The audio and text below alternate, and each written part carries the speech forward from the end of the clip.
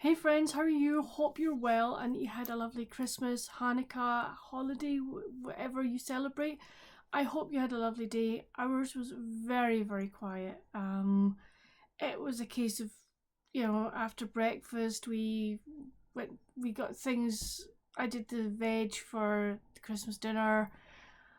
We just sort of then went and opened stockings, had a wee rest, ate some lunch, came back, opened some presents, had afternoon cuppa, opened a few more, then had dinner, and in the evening we just sat with music playing, reading. It was lovely, and I hopped onto Tiffany Sprints for a while.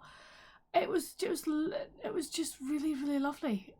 Yesterday was like virtually the same. It was like breakfast, open the presents that had been left, have lunch, and then just spent the afternoon sort of reading. If you haven't seen it already, we managed to get Dad to record his Christmas story for this year, so that went up yesterday afternoon, and just sort of spent the evening reading. I watched a few YouTube videos. It's been so relaxing. It's been lovely. It really has. It's just been exactly what we needed. I have to say, today I could just crash. I'm feeling very tired today, but that's fine.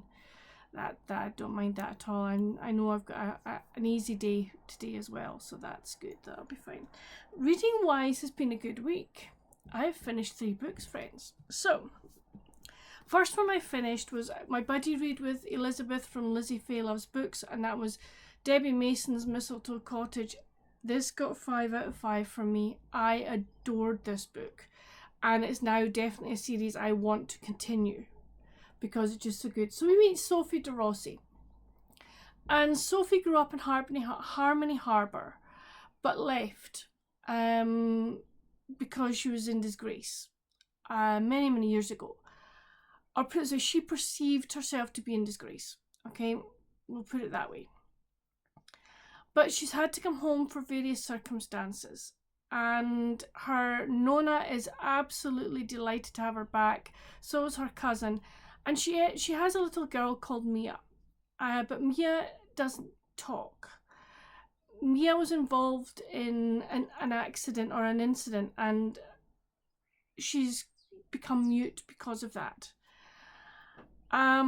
Sophie is hiding some secrets, or so she thinks, and she ends up working at Greystone Manor, but the one of the owners of the manor, Colleen, passes away, and just after she had made Sophie manager. So it was like Colleen and her sister Kitty wanted Sophie to bring Greystone Manor, become more prominent, more to the fore, and actually save the manor. So this is the story of how is Sophie going to manage that. But there are people who are out there who want to sabotage this. There's also the fact of who is Mia's father, and what is that going to do not only for Sophie and Mia, but to that person and the whole of the Gallagher family when they find out. So there is all of this going on. I adored it. Mia is a gorgeous little character. I loved her. She was just full of life, full of effervescence, and she just grew and grew and grew in the book, which was lovely. I really liked Sophie. I can understand why she had to be so independent and why she wants to try and hold on to as much of her independence. Sorry, my hair is annoying me today. It's getting cut on Monday. Stay down. Oh, to hang. Anyway, she loves her. She wants to keep her independence, and I can understand why. She doesn't want to rely on anyone. And again, when you learn more of her backstory, you understand why. But oh no, this was so good. I really, really enjoyed it. There was then a bonus story called A Forever Home by Annie Raines. I gave this one 4 out of 5. So we meet, I need to work this out again, Della. And Della is on a plane on her way home, so that she's home for her twin boys' first kind of like concert at school. But she's not a happy flyer, and she's sitting next to a man called Roman, and the plane is it's a very turbulent ride, so she ends up talking to him, and he realizes that he needs to keep talking because she's getting really, really anxious. They get to the airport, and she misses her connecting, or her connecting flight is cancelled, so she has to try and find a way to get home. And Roman is hiring a car to take him home, but he lives like about an hour away from where she is, and so she ends up going with him he has an event that he has to go to, so she goes to that with him, and then he takes her home for her son's concert. Various things happen, and it's like will they, won't they get together, what will the situation be? It was such a cute story, and I think it was part of the Somerset Lake series. So I think I've got one of that series or a couple of that series, so it was really nice to read another story from it, and I thoroughly enjoyed that as well. I then read Christmas at the Little Paris Hotel by Rebecca Raisin. I gave this one 4 out of 5. So we meet Annis, and Annis is just newly divorced, fairly acrimonious divorce. Her husband is just not a nice man. He's basically a user, not of drugs or anything, but he uses people, and he's basically fleeced her for everything. She was the breadwinner, he has fleeced her for everything. He has left her with this rundown hotel in Paris, and she knows that she has to do it up to try and sell it. But her cousin Manon, I think her cousin is called Manon. She comes in with her, and they set about doing up the hotel. But while they're doing renovations, they find 2 suites that have been secreted behind a wall, or a false wall. And they delve into the mystery of who was in these suites and why have they been shut up and everything. So there's a mystery part to it. There's also the will they won't they romance between Aeneas and the next door owner of the bar, Noah, and then there's Manon and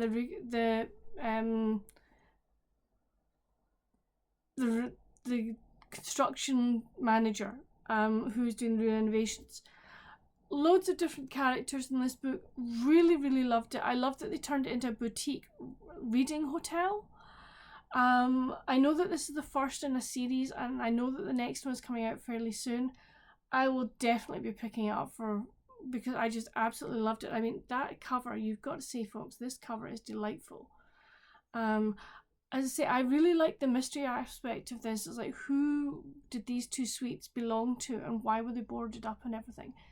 And I like sort of learning about Paris at Christmas time. It sounds delightful. So thoroughly enjoyed this one.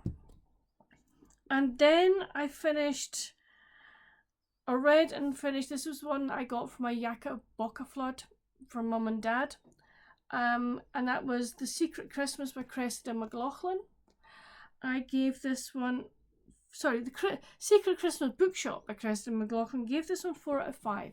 So we meet Sophie, and Sophie has had a rough upbringing. She was brought up in the foster care system, and some foster care placements were good, some were not.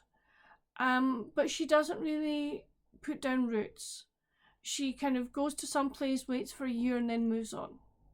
But she's in Mistingham at the moment, and somebody delivers to her a beautifully bound copy of Jane Eyre with a cryptic note. So she decides to try and find out who this is, but she thinks the way to do this is to get more involved with the community, and she ends up becoming one of the organisers of the Mistingham Oak Festival, along with Harry, who is the new lord of the manor, shall we say.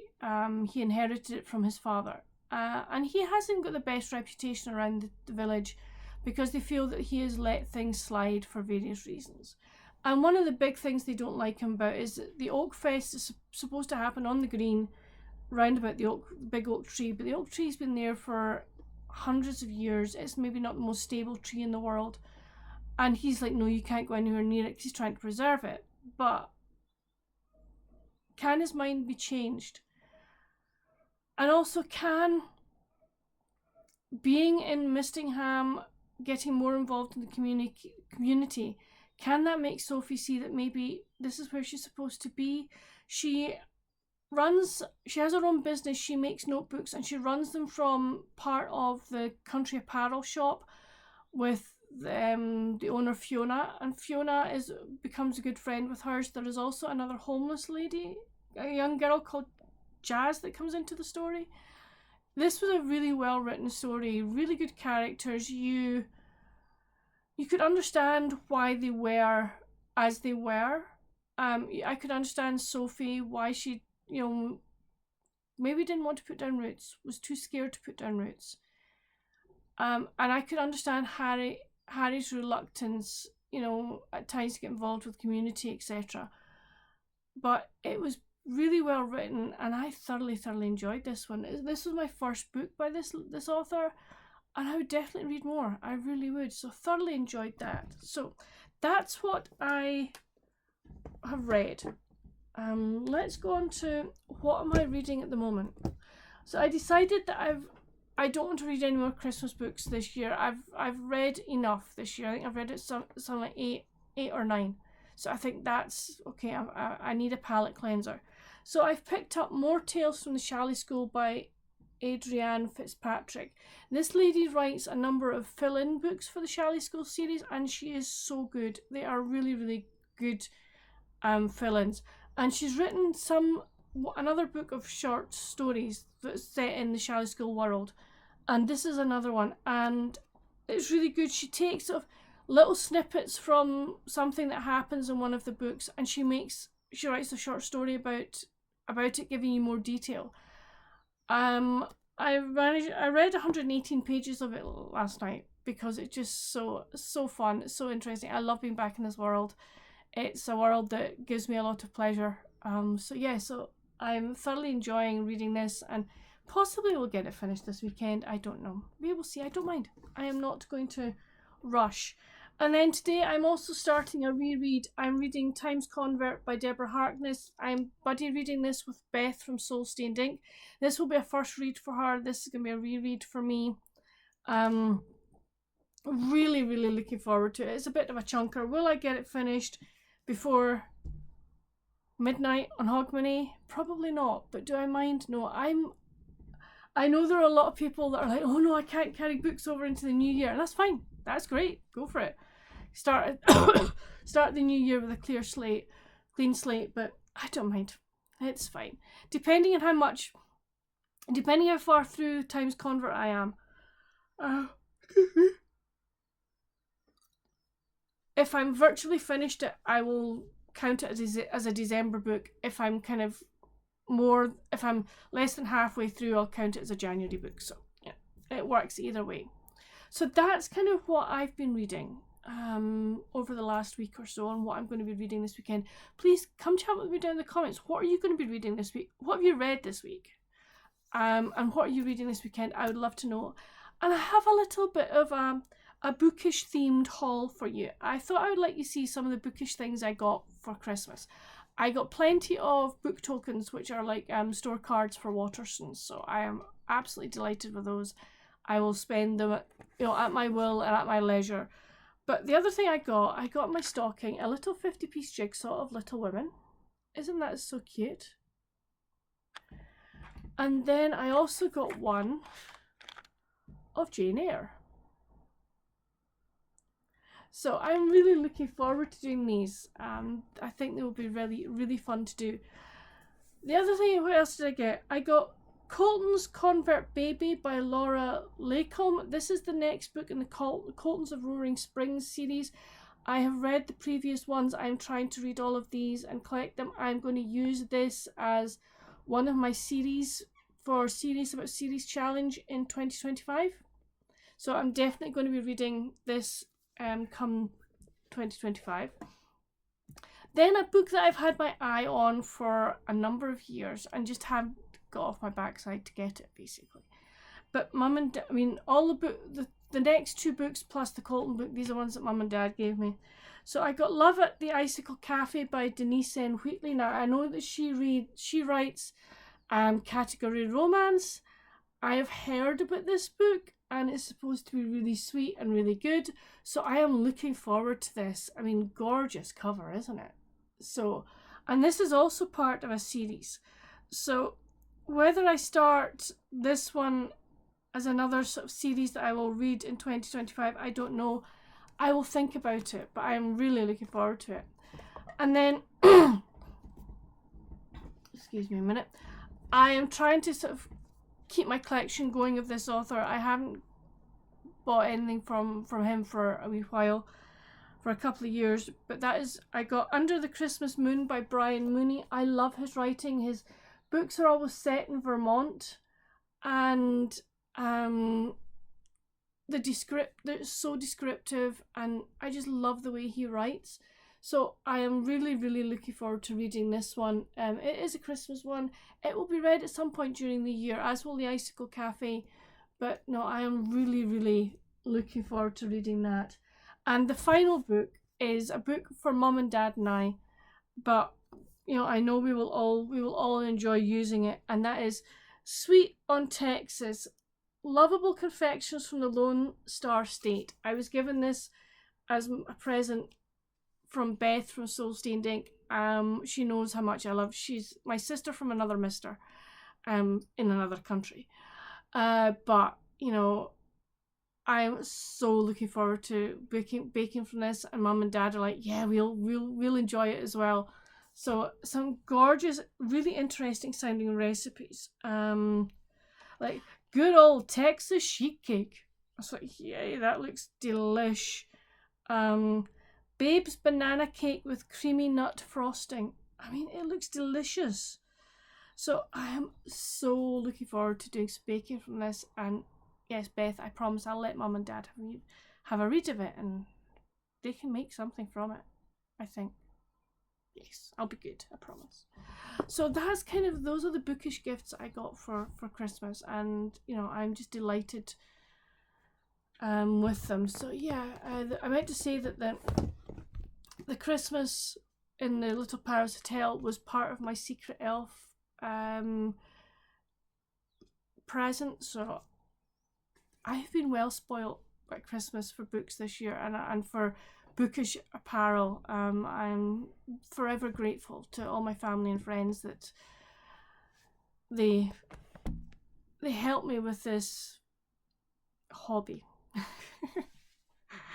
And they keep me in books, so I'm really, really grateful for that. So tell me, did you get any books for Christmas? Did you get any bookish things? I would love to know. Come chat with me down in the comments. Tell me about your Christmas. I would love to know your holidays. I would love to know what you did. But that's it for this video, friends. I can't believe we are almost 4 days away from, or 5 days away from New Year. I don't know about you guys, but this year for me has flown. It's just been so fast, especially since August through to here. Since I came back from the river cruise, time has just gone in a flash. It really has. But hey, that's life. I think, as one of our friends said, the older you get, the quicker time goes, and I think that's right. But we have to make the most of every moment we have, and just cherish what we have. But yeah, I'm not getting melancholy, honestly. I just appreciate very much my friends, my family, and all the love and support that everyone has been giving me over the years, especially this year, which has been a bit tough for me health-wise. But so I really do appreciate that from everyone, and also all the new subscribers. Thank you so much. I'm almost at 500. I am almost there, and hopefully, fingers crossed, I would love to hit it before the end of Hogmanay. I don't know if I will. It would be absolutely delightful to do it. I would be bouncing if I did that. But it's not about the numbers, it's about the friends I make, the connect, you know, all the friends that I've made on YouTube who have been so good to me and who supported me so much. I really do appreciate you all. I appreciate my viewers so much as well. Thank you so much for everything, for the comments, you know, and just for the support. I really do appreciate it. And on that note, friends, I'm going to say toodaloo. I will see you hopefully before the new year with another video. I should be on Sarah and I, that's now that before I definitely disappear off. Sarah and I, the Bookish Knitter, are doing our live show for our Sarah Morgan holiday read along tomorrow, which is Saturday the 28th. It will be at 7 p.m. UK time, 2 p.m. Eastern Standard Time, Canadian time. I hope you will come and join us to chat about, to hear about the books we read, the crafts we did, and for you guys to come and join us in the comments and tell us what you read, what you crafted, what you decorated, you know, all of that jazz. We are really looking forward to doing it. We sorry we had to cancel last night, but Sarah just wasn't feeling very well. So she's okay. She's all right, but she just wasn't feeling well. So we cancelled it. But as I say, tomorrow, all being well, we will be on. So I will see you then. And as I say, I will come on before the new year, because I think I will do a sort of what I'm going to try and be reading in 2025. Just do some sort of tell you some of the books and series I plan to be reading. But that's it for this video. I hope you've enjoyed it, and I hope you continue to enjoy this festive season, no matter what you do. I know it can be lonely for some people, and it can be very hard and stressful in a lot of folk. I just hope that you've managed to find some joy and peace within this time.